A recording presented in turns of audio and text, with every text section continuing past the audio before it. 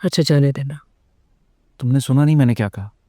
शाउद भाई पाकिस्तान में मैं उनको मिल के आ रहा हूँ, उन्होंने आज तक नहीं पूछा कि मैं कैसा हूँ। कितने अरसे वो अमेरिका में रहे, उन्होंने नहीं पूछा कि मेरा क्या हुआ। तुम और हादिया किस हाल में हो? क्या फर्क पड़ता है, हम है ना एक दूसरे के लिए, काफी है। देख लेंगे अपने मसले। क्या फर्क पड़ता है?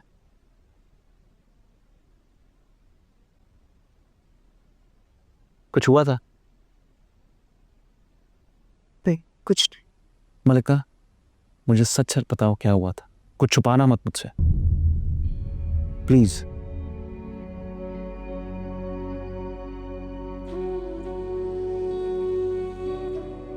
आपने जब कहा था कि मैं पैसों की बात करूं भाई से जाके, मैं गई थी। कहा भाई नहीं थे लेकिन भाभी थी।